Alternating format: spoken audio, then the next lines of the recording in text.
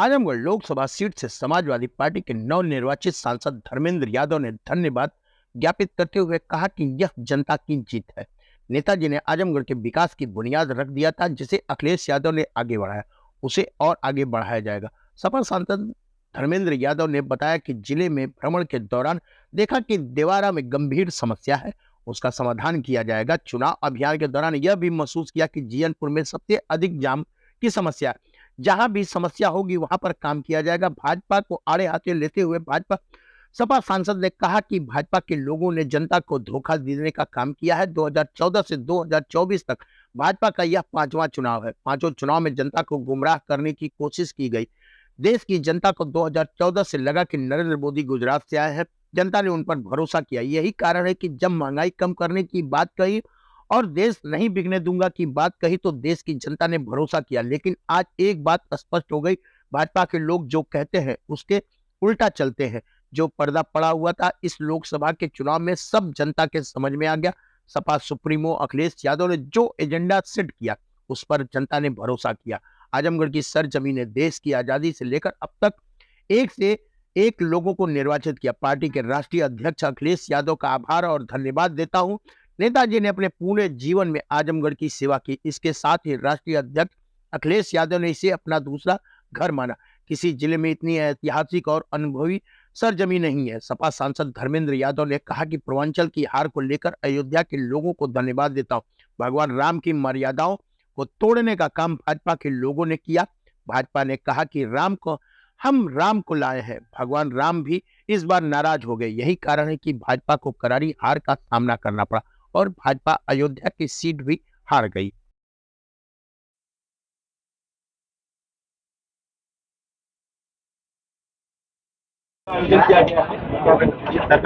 सबसे पहले आजमगढ़ की इस ऐतिहासिक धरा को नमन करता हूँ, प्रणाम करता हूँ। ये आजमगढ़ की सरजमी, मैं समझता हूँ ऐसी ऐतिहासिक सरजमी जो मौलाना शिबली नुमानी की सरजमी हो,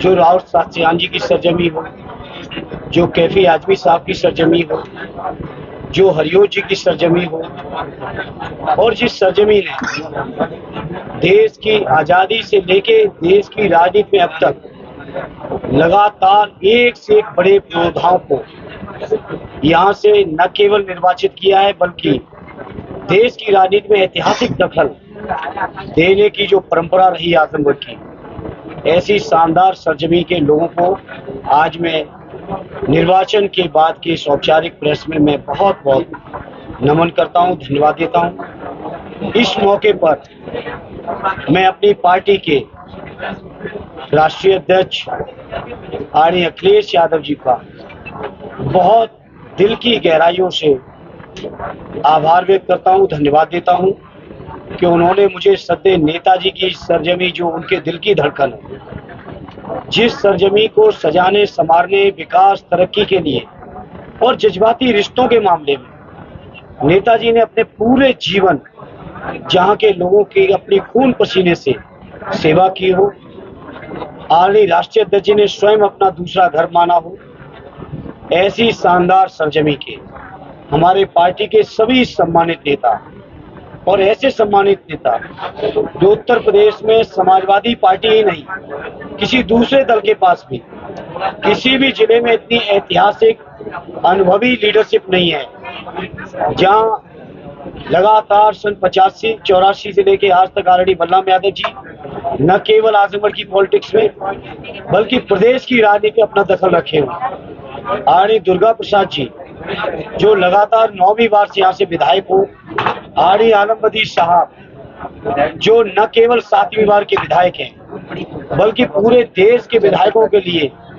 अपने आप में उदाहरण हैं, अपनी सादगी के लिए, अपनी सरलता के लिए। जहां विधानसभा में हमारे 10 के 10 साथी हैं, चाहे संग्राम जी हो, चाहे नफीस भाई हो, चाहे हमारे कमला भाई हो, चाहे पूजा जी हो, एच.एन. पटेल जी किसी काम से आज नहीं है। एच.एन. पटेल जी हो, अखिलेश भाई के पैर में फ्रैक्चर है, नहीं आ पाए। चाहे बेचई जी हो, आर.डी. रमाकांत जी, जिनके साथ अन्याय करके जेल में डाला गया हो, ऐसे हमारे दसों के दसों विधायक साथी, एमएलसी में आर.डी. बलराम जी बैठे हैं, जमाली साहब किसी काम और व्यवस्था में नहीं उपलब्ध हैं, आर.डी. विश्वकर्मा जी जो पिछले वर्ग के बड़े नेता हैं, और हमारे अध्यक्ष आर.डी. हवलदार जी, जिनके बारे में एक अलग तरह की संगठन की क्षमता जो रखते हो, आर.डी. रामजग जी, इतने वरिष्ठ लीडर, आर.डी. विद्या चौधरी जी, और हमारे तमाम पूर्व विधायक सब साथी और पूरे आजमगढ़ के कार्यकर्ताओं का मैं इस मौके पर मैं आभार व्यक्त करता हूं, धन्यवाद देता हूं। और मेरे पास शब्द भी नहीं है कि किस रूप में इतनी शानदार पार्टी जो नेताजी के सपने को पूरा करने के लिए, माननीय अखिलेश यादव जी के नेतृत्व को मजबूत करने के लिए, जहां 22 के चुनाव में 10 के 10 विधायक बनाए हो, आज 24 के चुनाव में हम दोनों भाइयों को ऐतिहासिक और बड़े वोटों से लोकसभा में पहुंचाया है। इसलिए मैं अपनी पार्टी के सभी नेताओं का, सभी कार्यकर्ताओं का बहुत हृदय से आभार व्यक्त करता हूं। आजमगढ़ की सरजमी के एक एक जनमानस के प्रति विनम्रता पूर्वक कृतज्ञता ज्ञापित करता हूं। जो साथी हमारे सहयोग दिए हैं, वोट दिए हैं, उनका भी, और जो नहीं भी किन्हीं कारणों से दे पाए होंगे, उन सभी का भी आजमगढ़ के इस चुनाव में जो सहयोग मिला है, समर्थन मिला है, एक सकारात्मक जो रास्ता मिला है, उसके लिए मैं पूरे आजमगढ़ वासियों का हृदय से धन्यवाद देता हूँ।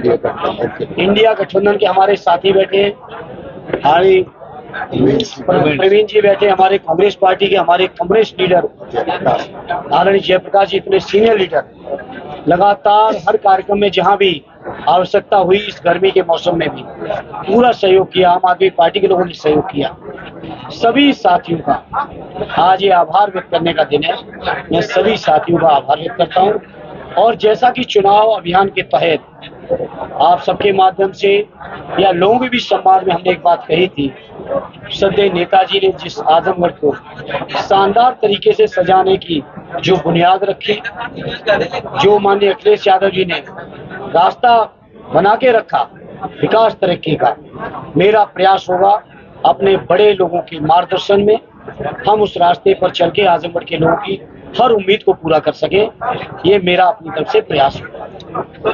एनडीए के कुछ साथी क्या आपके संपर्क में है तो क्या बात? देखिए, अभी हम तो आजमगढ़ का कल प्रमाण पत्र लिए हैं और मैं प्रयास में हूँ कि हम सभी लोगों को धन्यवाद दें और आपके माध्यम से पूरे क्षेत्र के लोगों को धन्यवाद पहुँचाएं। यूपी की जनता ने सबसे ज्यादा सीटें दी है समाजवादी पार्टी को। अखिलेश यादव एक बार चेहरा पर क्या कहना? आदरणीय अखिलेश यादव जी के नेतृत्व में एक बार फिर जो समाजवादी पार्टी का पुराना इतिहास था, श्रद्धेय नेताजी के कार्यकाल में 2004 के चुनाव में, उस कार्यकाल के समय जो परिणाम आए थे, उस परिणाम को दोहराया है। मैंने कल अपने कार्यालय के कार्यकर्ताओं के बीच एक बात कही थी, आज अगर श्रद्धेय नेताजी होते तो दुनिया में सबसे ज्यादा अगर कोई प्रसन्न होता तो आज श्रद्धेय नेताजी होते, क्योंकि उनका सपना रहा है पार्टी का विस्तार हो। उनका सपना रहा है कि समाजवादी पार्टी कभी बुजुर्ग ना हो, हमारी पार्टी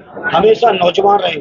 तो आज जो जनता ने परिणाम दिया है, ये नेताजी के सपने को पूरा किया है। आदरणीय अखिलेश यादव जी के नेतृत्व में एक बार फिर हमारी समाजवादी पार्टी वहीं पर पहुंच गई है जो श्रद्धेय नेताजी के समय टॉप पर थी।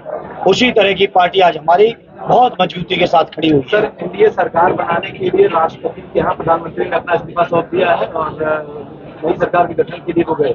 अब राष्ट्रीय अध्यक्ष जी हैं, इंडिया गठबंधन के हमारे बड़े लोग हैं, उन पर फैसला लेंगे। हम चूंकि आजमगढ़ के लोगों ने बहुत विपरीत चुनौतियों में बहुत कष्ट और संघर्ष करने के बाद हम दोनों भाइयों को जिता के भेजा है। ऐसा मैंने मीडिया के साथियों, मैंने 6ठा चुनाव लड़ा है। बाबूजी मुझे लग रहा 10 से ज्यादा लड़ चुके होंगे। आरडी दुर्गा जी ने चुनाव लड़े, जीते। आरडी आलमबदी साहब और सभी बड़े नेता लोग जो 10-10, 15-15 चुनाव खुद लड़े हैं, लड़ाए हैं पार्टी को। कभी मैंने नहीं देखा था काउंटिंग एजेंट के पास अलॉट होने के बाद, इशू होने के बाद उन काउंटिंग एजेंट को पुलिस के लोग धमकाएं और नोटिस दें। ये आजमगढ़ में हुआ है। परसों रात हमारे सैकड़ों कार्यकर्ताओं को पुलिस के लोगों ने धमकाया, फोन करके नोटिसें भेजी हैं, घरों में दबिश मारी है। सोचो किस चुनौतीपूर्ण माहौल में कार्यकर्ताओं ने संघर्ष किया। कुछ साथियों को हमारे बंद भी किया, कुछ हमारे साथी जो समझ गए कि हो सकता हो तो घर छोड़ के सोए। मुकदमा हुआ है। अब जो मुकदमे होंगे सब हम लोग न्यायालय में निपटेंगे और न्यायालय हमको न्याय देगा। सर एक सवाल और। ये गूंगे बहरे लोगों से न्याय की उम्मीद नहीं है, लेकिन न्यायालय हम लोगों को न्याय देगा। सर मायावती जी ने कहा है कि हमने चुनाव लड़ा, हम उसका आकलन कर रहे हैं और मुस्लिम समाज हमको धोखा दिया। इस तरीके के उनके बयान हैं। देखिए अब उनके बारे में हम कुछ नहीं कहेंगे। हम एक चीज की हम लोगों को चिंता थी और मुझे खुशी है, फख्र है और मैं आभार व्यक्त करता हूँ अपने दलित भाइयों का, जो देश के सामने चुनौती थी संविधान बचाने की, लोकतंत्र बचाने की। उस चुनौती में उन्होंने हमारे नेता आदरणीय अखिलेश यादव जी और हमारी पार्टी के साथ दिया है। मैं इस मौके पर अपने दलित भाइयों का विशेष तौर पे आभार व्यक्त करता हूँ। अपने पिछड़े वर्ग के लोगों का विशेष तौर पे आभार व्यक्त करता हूँ। पीडीए के साथियों का, जिनके सहयोग के बिना इतना ऐतिहासिक परिणाम आ पाना संभव ही नहीं था। माइनॉरिटी के लोगों का, कोई लोगों ने तिकड़म कुछ भी की हो, किसी ने कुछ तिकड़म की हो, कहीं कहीं उम्मीदवारी की तिकड़म की, कहीं और स्थानीय तिकड़में हुई, कई जिलों में टिकटें भी बदली गई, लेकिन हमारे माइनॉरिटी के लोगों ने, हमारे पिछड़े लोगों ने, हमारे दलित भाइयों ने, हमारे प्रगतिशील जितने अगड़े भाई भी थे जो लोकतंत्र को चाहते थे, जो संविधान को चाहते थे, उन सब ने भरपूर सहयोग किया है। और इसीलिए आप परिणाम जब देखोगे तो इंडिया गठबंधन के जो उम्मीदवार हैं वो बड़े मार्जिन से जीते। हमारे आधे से ज्यादा उम्मीदवार तो 1 लाख से ऊपर से जीते हैं। तो सबने साथ दिया है, सबने समर्थन किया है। कौन दल क्या कह रहा है इस बात से हमारा कोई हम लोग नहीं कहते, कतई दूर नहीं है। अभी देखिए आगे होता क्या। अभी तो सांसद चुन के दिल्ली पहुंचे भी नहीं है। अयोध्या में जिस तरीके से भाजपा की हार हुई है, क्या लगता है अयोध्या की ये जनता की अंतरात्मा की आवाज जग गई? बिल्कुल, अयोध्या के लोग का मैं आभार व्यक्त करता हूँ, धन्यवाद देता हूँ और बड़ी जिम्मेदारी से कहता हूँ मीडिया के साथियों, हालांकि आप लोग भेजोगे तो हो सकता है ऊपर से काट दिया जाए। भगवान राम की भी मर्यादाओं को तोड़ने का काम बीजेपी के लोगों ने किया। लोग दावा करते रहे कि हम भगवान राम को लाए। अगर भगवान राम के प्रति श्रद्धा है, भाव है, अगर वो ईश्वर की उनको मानते हो आप, तो कम से कम ये दावा तो ना करो। आपने कहा कि भगवान राम को हम लाए। भगवान राम त्रेता युग में थे, भगवान राम हर जगह हैं, लेकिन बीजेपी के लोग ये दावा करते घूम रहे हैं। यही नामांकन के दिन बीजेपी के प्रदेश अध्यक्ष आए थे, आज आप उनकी रिकॉर्डिंग उठाइएगा और क्या कह के गए थे। तो इसलिए भगवान राम भी इस बार नाराज हो गए और उनके भी जो स्थान थे, चाहे अयोध्या हो, चाहे चित्रकूट बांधा हो, सारी जगह पर बीजेपी हारी है। जिस तरीके से बीजेपी बनारस में चुनाव जीती है, प्रधानमंत्री वहां चुनाव लड़ रहे थे, लेकिन काफी कम मार्जिन रहा है। इंडिया गठबंधन ने काफी चैलेंज उनको किया, क्या कहें? हमारे राष्ट्रीय अध्यक्ष जी लगातार कह रहे थे कि क्योटो में संघर्ष है, हो सकता है, शायद लोगों को अंदाज होता है इतने नजदीक आएंगे तो लोग वहां भी परिणाम बदल देते। लेकिन जिस तरह से ग्राफ गिरा है, मीडिया के लोगों, पूरा देश महसूस कर रहा है कि झूठ की राजनीति लंबे समय नहीं चल सकती, धोखे की राजनीति लंबे समय नहीं चल सकती। दिन भर पिछड़े की बात बीजेपी को भाषण की है। आप बताओ, 350 लेटरल एंट्री की है आईएएस की पोस्ट में। मैं लगातार पूरे चुनाव में प्रेस के माध्यम से पूछा और अब संसद में खड़े होकर जाके पूछूंगा कि बताओ कितने दलितों को, कितने आदिवासियों को, कितने पिछड़ों को आपने भागीदारी दी। बताएं बीजेपी के लोग।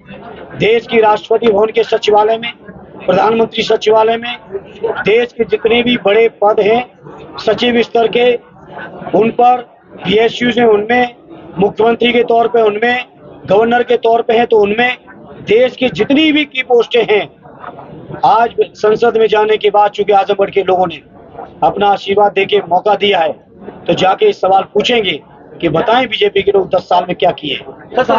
धोखा जातिगत जनगणना पर जब बीजेपी विपक्ष में थी 2010 और 11 में, उस समय जातिगत जनगणना का समर्थन कर रहे थे और जब सत्ता में आए कई बार संसद में ये सवाल उठा, लगातार बीजेपी के लोगों ने डिनाई किया कि हम जातिगत जनगणना नहीं कराएंगे। इससे बीजेपी के लोग जो पिछड़े विरोधी हैं, जो दलित विरोधी हैं, जो संविधान बदलना चाहते थे, इनको उत्तर प्रदेश की जनता ने जवाब दिया है। सर सरकार बनाने मैंने उस समय भी कहा था, आज भी उसी बात को दोहराता हूँ, हम लोगों को कोई बड़े रोड मैप की जरूरत नहीं है, क्योंकि आजमगढ़ के विकास की बुनियाद, विकास का सपना सदैव नेताजी ने रख दिया था। आगे अखिलेश यादव जी उसको आगे बढ़ाया है। उसी रास्ते पे चलते हुए आजमगढ़ के लोगों की जरूरत के हिसाब से उसको और आगे बढ़ाएंगे। जहाँ यहाँ मेडिकल कॉलेज की दुर्व्यवस्था को दुरुस्त कराना है, तेवारा के लोगों की एक समस्या, गंभीर समस्या है, लाखों की आबादी निवास करती है, समस्या है। मैंने चुनाव अभियान के दौरान महसूस किया कि पूरे जिले के अंदर अगर सबसे ज्यादा जाम की समस्या कहीं है तो जीएनपुर में। ये मैंने अभियान के दौरान जब दौरे किए तो महसूस किया। तो इस तरह से जहाँ जहाँ जैसी जरूरत पड़ेगी हम लोग आगे बढ़ते रहेंगे। सर बीजेपी का जो टूट रहा है इसके पीछे क्या फैक्टर है? जी, बीजेपी का जो टूट रहा है इसके पीछे क्या फैक्टर रहा? बीजेपी के लोगों ने जनता को धोखा दिया है। 14 से लेके आज 24 आ गई, 10 साल में 5वां चुनाव है। 14 का चुनाव हुआ, 17 का हुआ, 19 का हुआ, 22 का हुआ और 24 का हुआ। पांचों चुनाव में लोगों को गुमराह करने की बीजेपी ने हर संभव कोशिश की। चूंकि मोदी जी आए थे गुजरात से, उत्तर भारत के लोग वाकिफ नहीं थे, मीडिया के लोगों ने, आप सब लोगों ने, बीजेपी के लोगों ने जो भी उनको प्रमोट किया, उनकी इमेज को, लोगों ने मान लिया कि शायद 2 करोड़ रोजगार मिलेंगे, लोगों ने मान लिया कि महंगाई कम कर देंगे, लोगों को यकीन हुआ कि शायद रुपए की स्ट्रेंथन होगी, अर्थव्यवस्था में मजबूती आएगी। लोगों ने जिस तरह के भाषण दिए थे उन्होंने कि मैं देश नहीं बिकने दूंगा, और लोगों ने 10 साल में महसूस किया कि बीजेपी के लोग, समझ लो, जो चुनाव में वादा करें ठीक उल्टा चलते हैं। जो बेरोजगारी खत्म करने का दावा कर रहे थे, आज देश के अंदर बेरोजगारी की दर सबसे ज्यादा है। जिन्होंने महंगाई खत्म करने की बात की, सबसे ज्यादा महंगाई है। जिन्होंने बात की थी देश नहीं बिकने दूंगा, देश की कोई सार्वजनिक विभाग या संस्थाएं नहीं बची हैं जिनको बीजेपी के लोगों ने न बेचा हो। तो लोगों को ऊपर से जो पर्दा था, जो एक तिलिस्म बनाया गया था, वो इस चुनाव में लोगों की नजर में आ गया, समझ में आ गया।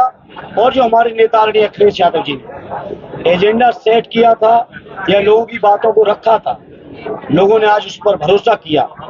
और आज हम फख्र के साथ कहते हैं, लखनऊ से चलिए, बाराबंकी से घुसिए, फैजाबाद, अयोध्या, अम्बेडकर नगर, आजमगढ़, जौनपुर, मऊ, बलिया, देवरिया, गाजीपुर, कहीं तक चले जाइए, बिहार की सीमा तक एक बनारस को अपवाद छोड़ दो तो लोगों ने कहीं खाता नहीं खुलने दिया। सर समाजवादी पार्टी देश में, लेकिन जब से हारे आए तो अभी तक दर्शन नहीं हुए। देखिए, वो बातें खत्म कर दीजिए। जब जनता ने कल अपनी मोहर लगा दी, ये बातें कोई नई नहीं थी, ये बातें चुनाव में भी बहुत हुई। अगर उन बातों में दम होता तो जनता की मोहर इतनी बड़ी नहीं मिलती। आजमगढ़ की समाजवादी लोगों ने, हमारे विधायकों ने, हमारे वरिष्ठ नेताओं ने जो यहाँ संघर्ष किया है, ये जिला कोई मामूली जिला नहीं है, ये नेताजी के जज्बातों का जिला है, उनके बनाए हुए रिश्तों का जिला है। नेताजी ने इस जिले को अपनी धड़कन समझा है। आरडी राष्ट्रीय अध्यक्ष जी ने यही इस बैठौली की सभा में आके इस चुनाव में कहा था, कन्नौज, इटावा, मैनपुरी, बदायूं हमारे सब गढ़ हैं, लेकिन आजमगढ़ सबसे बड़ा गढ़ है। तो जहाँ इतना फक्र हो हमारे राष्ट्रीय अध्यक्ष जी को, हमारी नेताजी भी जिले पे फक्र हो, वहाँ ये बातें, जिन मुद्दा भी लोगों की बातें हैं। और रही बात आज में चुनाव परिणाम आने की बात, मैं कह रहा हूँ 2 महीने के अंदर आजमगढ़ के लोग उल्टे उनसे सवाल करेंगे जो हमसे सवाल कर रहे हैं। और किसी गठबंधन की सरकार गठित होने दो, सारी चीजें जितनी चुनावी वादों में कही हैं सारी पूरी करेंगे आपकी। ठीक है, वो 4 जीते हैं आजमगढ़, क्या कहना चाहेंगे आजमगढ़?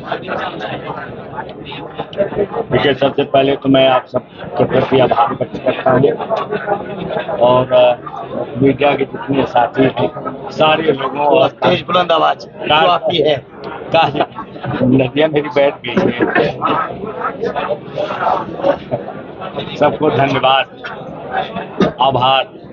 और अपने नेताओं के प्रति भी, जो हमारे वरिष्ठ नेता हैं, MLA और NLC, पूर्व NLC, मंत्रीगण, सारे लोगों के प्रति, अपने अध्यक्ष के और इंडिया गठबंधन के सम्मानित प्रवीण सिंह से लेकर के आदरणीय जयप्रकाश जी तक सारे लोगों को मैं धन्यवाद देता हूँ कि ऐसे मौके पर आकर के हम लोगों का उत्साह वर्धन करने का काम किया और मुझसे सवाल कर रहे हैं। और जिनमें सवाल आप लोग कर रहे हैं, खुशी हो रही है जब आप गठबंधन की बात करते हैं और सरकार की बात करते हैं, तो मैं अपने विचारों को अपने आदरणीय नेता के विचारों से संबद्ध कर रहा हूँ। जो इन्होंने कहा है वही मैं भी कहूँगा, वही मुझसे सवाल जो पूछे मैं दे सकता हूँ। लेकिन दरोगा जी एग्जिट पोल में तो वहाँ पे आपकी हार दिखाई जा रही थी देख बैठा के। भाई ये तो 400 पार कर रहे थे, ये तो 400 पार कर रहे थे। NDA के लोग तो 400 पार मोदी जी कर रहे थे, ये 400 पार है। देखिए ऐसा है कि जनता ने इनको भरपूर मोदी जी का सहयोग किया, समर्थन किया है, खूब समर्थन किया है। जैसा इन्होंने कहा था वैसा भरपूर इनका समर्थन किया है। प्रधानमंत्री सांसद जी लालगंज की जनता ने आपको भरोसा दिया है कुछ ऐसा नहीं हो रहा है। प्रधानमंत्री, मुख्यमंत्री, रक्षा मंत्री आपके खिलाफ हमारे खिलाफ वो नहीं आए थे ना, मेरे खिलाफ कभी आ ही नहीं सकते हैं वो तो वो अपनी सारी चीज बताने आए थे। मैं कितना झूठ बोल लेता हूँ, कितना लोगों को धोखा दे सकता हूँ, झूठ बोलने में माहिर है, एक नंबर के मदारी है, एक नंबर के ठग है, एक नंबर के बेईमान है। जो कुछ भी कह लीजिए, मैं सब कह रहा हूँ, सब उनके ऊपर हो जाता है। जनता ने उनको बहुत अच्छा मैंडेट दिया है, बहुत अच्छा मैंडेट दिया। अब इससे भी तो उसको सबक लेनी चाहिए। लालगंज की जनता ने आपको पर विश्वास किया, भरोसा किया जो है, क्या कहना है लालगंज की जनता को लेकर जो विश्वास दिया है? मैं उनके प्रति आभार व्यक्त कर रहा हूँ। उन्होंने इंडिया गठबंधन पर विश्वास किया, अपने नेता पर विश्वास किया है। माननीय अखिलेश यादव जी समाजवादी पार्टी के राष्ट्रीय अध्यक्ष पर उन्होंने विश्वास किया है। उनके कथनी और करने में कोई अंतर नहीं है। समाजवादियों का ये नेचर रहा है, जो उन्होंने कहा है उसको करके दिखा दिया है। और पहले कहा नहीं, पहले किया, इसके बाद कहा बाद में। आपके खिलाफ जहानागढ़ थाने में लोग जाके एप्लीकेशन देते हैं कि आप जनता को भड़का रहे हैं। यार ये तो सही है, हमारा नेता कहता तो मैं कहूँ तो क्या बुरा है, भड़का रहा है। मैं कह दिया कि मैंने आभार भी व्यक्त किया। DM कितने बेचारे ईमानदार हैं और SSP महोदय जी बहुत गोल्ड मेडलिस्ट हैं, ये है तकमा इनको मिला है।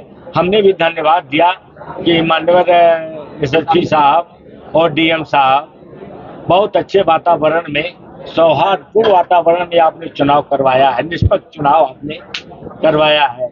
मेरा एक अनुरोध है जो सुनने में आ रहा है, मोदी की तरफ से, आदरणीय प्रधानमंत्री जी की तरफ से किसी भी कीमत पर 150 DM को इन्होंने भेजा था केवल तिकड़म करने के लिए। ऐसी तिकड़मबाजी नहीं होनी चाहिए। अगर ऐसी तिकड़मबाजी हुई, मुझे भरोसा है कि आप नहीं होने देंगे। अगर ऐसा होता है तो मेरी जनता भी खामोश, हम नहीं बैठेंगे, हम वहाँ छावनी बनाएंगे। हम भी डंडा झंडा ले करके समाजवादियों का हम वहाँ एकत्रित होंगे, इनका मुंह तोड़ जवाब देंगे अगर मेरे साथ अन्याय। तो ये कौन सी बात मैंने कह दिया कि मेरे खिलाफ भड़काऊ भाषण दे रहे हो? भड़काऊ भाषण तो तुम दे रहे हो। तुमने तो अयोध्या क्या बना दिया? अयोध्या जहाँ युद्ध न हो वहाँ तुमने युद्ध करवा दिया। और सच्चाई तो ये है कि वहाँ की जनता ने, जो आप पूछ रहे थे मेरे भाई से कि क्या अयोध्या के लोगों ने मैंडेट दिया है, तो मैं कहूँगा कि अयोध्या के लोगों ने कहा योगी और मोदी धोखा है, धक्का मारो मौका है। उनको अच्छा धक्का मार कर पीठ पीछे से मारा, ऐसा धक्का कि उलट गए हैं। अब शायद उठने वाले भी नहीं।